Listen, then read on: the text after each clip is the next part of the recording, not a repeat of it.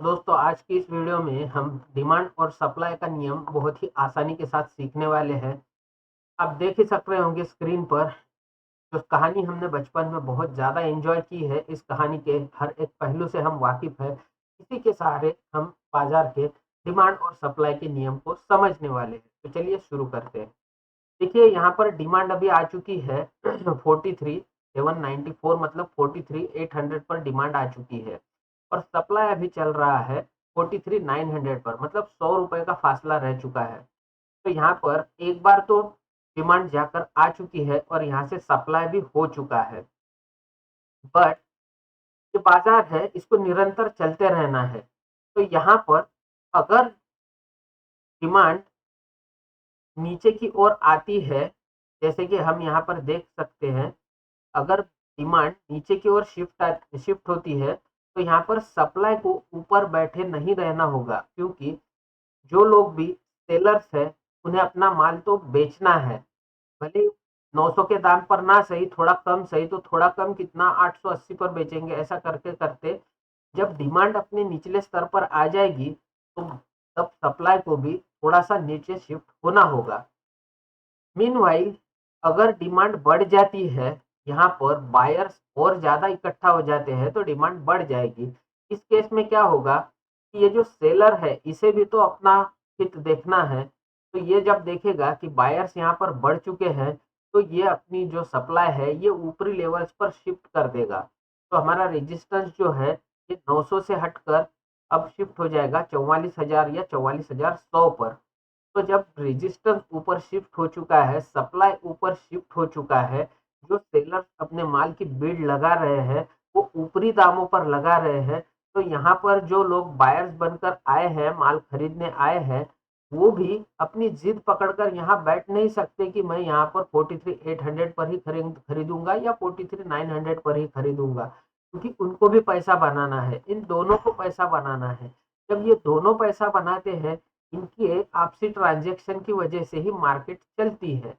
तो यहाँ पर जब भी डिमांड ऊपर शिफ्ट सॉरी सप्लाई ऊपर शिफ्ट हो जाएगा तो डिमांड को भी ऊपर शिफ्ट होना पड़ेगा।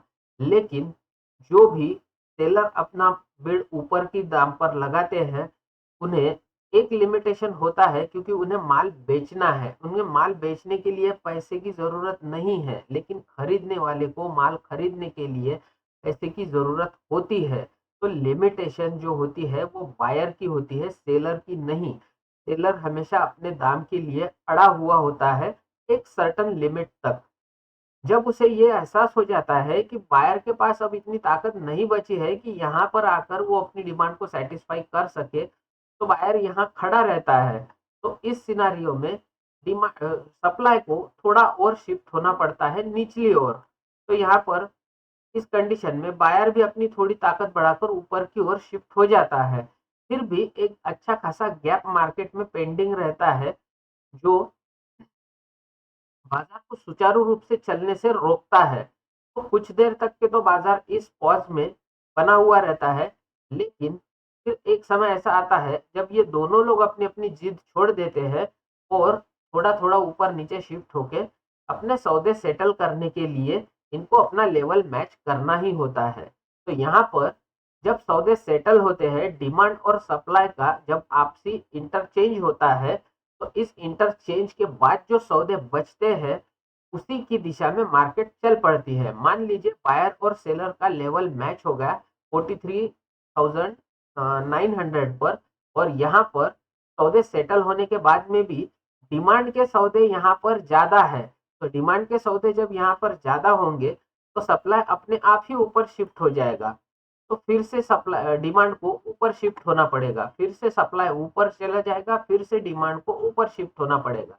ऐसे कर करके फिर से एक बार वही पॉज वाला सिनेरियो हो जाएगा कि ऊपर शिफ्ट हो के जो बायर है उसे एक अच्छा खासा प्राइस डिफरेंस भी मिल चुका है और आगे इसके ज्यादा इन्वेस्ट करने के लिए उसकी पॉकेट उसे अलाउ नहीं करेगी।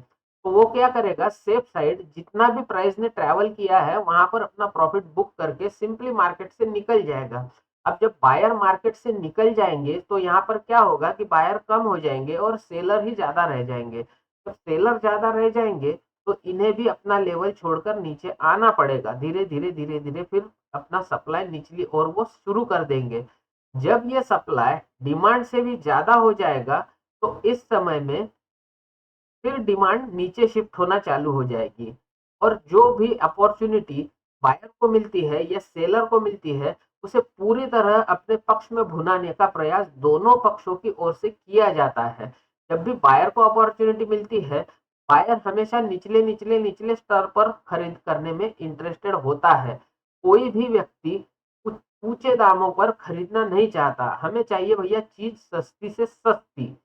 तो जो भी खरीदार है वो निचले लेवल्स पर इंटरेस्टेड होता है, वो अपनी बिड्स लगाता है निचले दामों पर। तो यहाँ पर जब डिमांड ज्यादा हो जाएगी तो सप्लाई को भी झक मार के यहाँ पर नीचे आना होगा, क्योंकि सौदे सेटल होना है। देखिए, बेचने वालों को भी माल बेचना है, खरीदने वाले को भी खरीदना है। यहाँ पर जिदबाजी और फालतू की हवाबाजी करते बैठेंगे तो बाजार नहीं चलेगा। ये बात हर आदमी बखूबी जानता है, हर ट्रेडर बखूबी जानता है। तो इसलिए जैसे ही बाजार अपना निचले लेवल पर डिमांड क्रिएट करना शुरू कर देता है, सप्लाई को भी नीचे आना होता है। जैसे ही बाजार अपनी डिमांड को सेटिस्फाई करके ऊपर की ओर निकलना शुरू कर देता है, तो जब इस वक्त गेंद आ जाती है सप्लाई के पाले में, मतलब सेलर्स के पाले में। अब जो सेलर्स है जिसे अपनी चीज बेचना है, उसे अपना दाम चाहिए ऊंचा, तो फिर वो अपना सप्लाई जो है ऊपरी लेवल्स पर शिफ्ट कर देता है। अपनी बिड्स जो लगाना शुरू कर देता है वो ऊपरी लेवल्स पर लगाना शुरू कर देता है। इसी तरह से ये डिमांड और सप्लाई का गेम चलता है और इसमें बाजार नीचे ऊपर होते रहता है। इसी दौरान हमें हमारी ट्रेडिंग अपॉर्चुनिटीज ढूंढनी होती है, हमें हमारा मुनाफा इसी के बीच तलाशना होता है। तो मुझे उम्मीद है इस डिमांड और सप्लाई के खेल को आप अच्छी तरह से समझ गए होंगे। यदि किसी दिक्कत परेशानी का सामना कर रहे हो तो वीडियो के नीचे कमेंट करें, लाइक करें, शेयर करें और सब्सक्राइब करें।